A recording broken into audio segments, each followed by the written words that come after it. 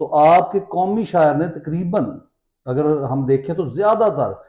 علامہ اقبال کی شاعری جو ہے اس میں اسلام کی باتیں ہیں، قرآن کی باتیں ہیں، نبی پاک صلی اللہ علیہ وسلم کی باتیں ہیں، صحابہ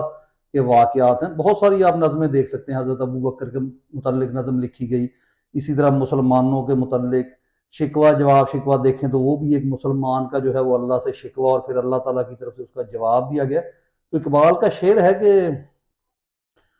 جس میں وہ کہتے ہیں کہ اگرچہ بت ہیں جماعت کی آستینوں میں، مجھے ہے حکم اذاں لا الہ الا اللہ۔ تو آج تک جو ہم نے زندگی گزاری ہے نا جناب، ہم اس میں اگر مکمل طور پہ اس کا ایک تجزیہ پیش کریں تو اس میں ہم دیکھتے ہیں کہ ہم لوگ ٹھیک ہے اٹیچ تھے،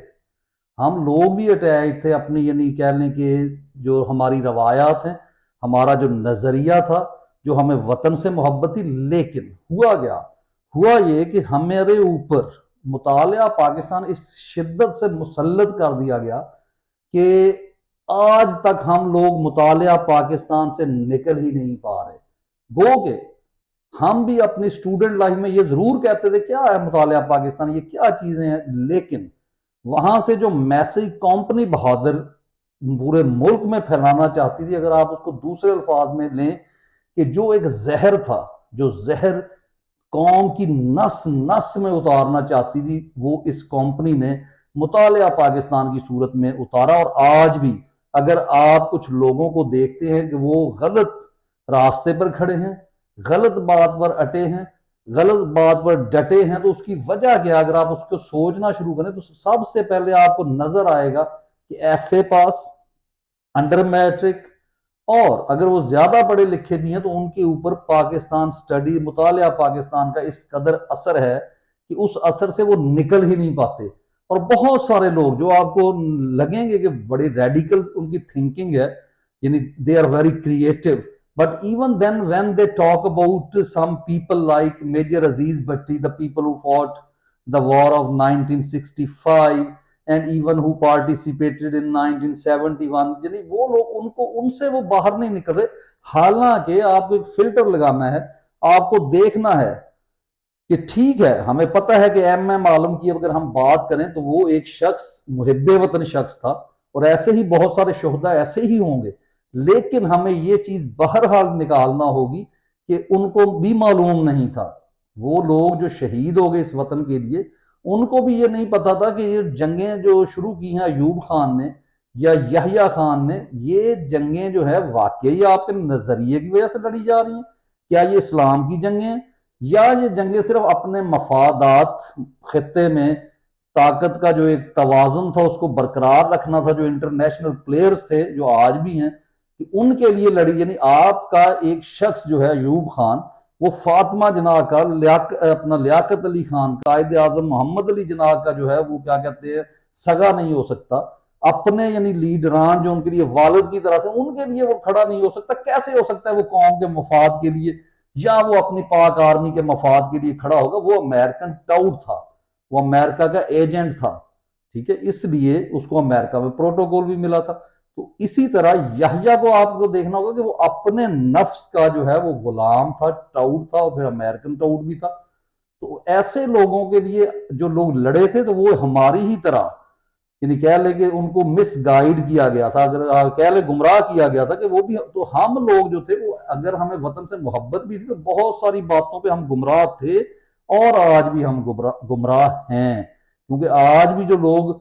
ان کی طرف کھڑے ہوتے ہیں بات کے خیال میں، جی جنرل ضیاء الحق جو وہ تو بڑا اسلامک تھا، جس پہ خیر میں بڑی باتیں کر چکا ہوں، اس طرح میں اتنی لمبی بحث میں پڑھنا نہیں چاہتا، لیکن جب بھی آپ ان کو ایک وہ لینز کے ساتھ وہ فلٹر لگا کے دیکھیں گے تو آپ کو لگے گا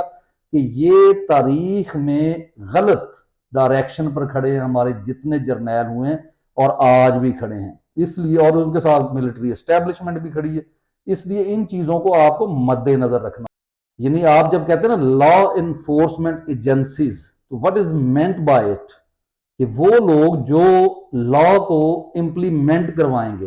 جو رول اور ریگولیشن کے مطابق چلیں گے، اگزامپل سیٹ کریں گے اور قوم کو اس کے مطابق لے کر جائیں گے۔ لیکن جہاں پر جو ہے اوورسیز پاکستانیوں کے ساتھ جب جنرل صاحب نے ایک سپیچ کی، جو سپیچ از ناٹ مور دین، اگر آپ اس کو اندازہ لگائیں آپ کبھی بھی جب ہمارے جو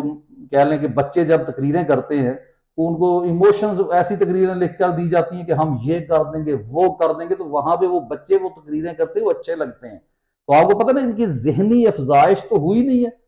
یعنی ایوولوشن نہیں ہوا، ان کا مینٹل برین ایوولوشن نہیں ہوا، جو کہ عمران خان صاحب نے بھی کہا اور آپ کو معلوم بھی ہے.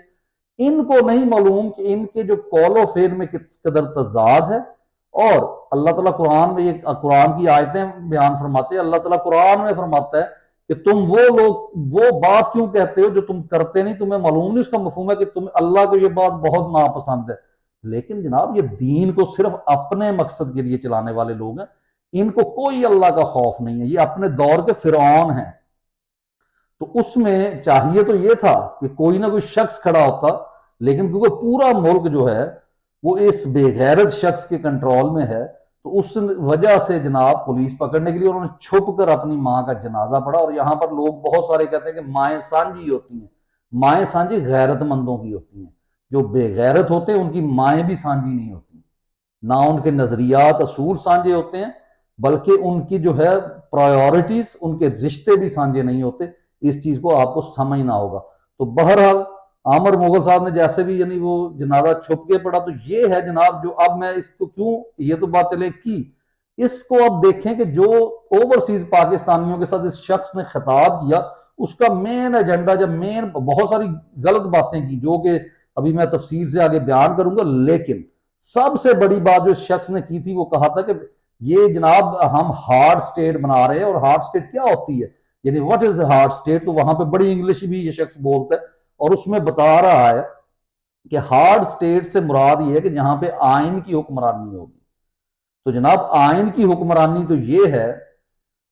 کہ آپ ایک شخص وہ کسی بھی سیاسی جماعت کا ہو، اس کو کس سے خوف ہے؟ نہ اس کو آپ کے وزیر اعظم سے خوف ہے، نہ اس کو آپ کے جج سے خوف ہے، نہ اس کو جو ہے پولیس سے خوف ہے. اس کو خوف ہے تو صرف اور صرف جنرل عاصم منیر اور اس کے آگے جو جو لوگ اس کے آگے یعنی اپنی غیرت بیچ کر بیٹھے ہیں ان سے ہے. تو اس لیے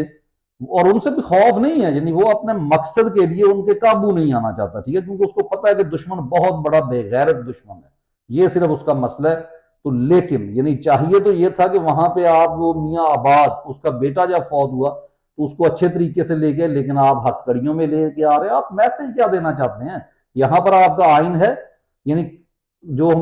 عمران خان کی بہنیں ہیں وہ 2 دفعہ آئی ہیں، 2 دفعہ آپ لوگوں نے ان کو اریسٹ کر کے جا کے چکری کے مقام پر چھوڑا ہے. یہ کون سا آئین ہے جناب؟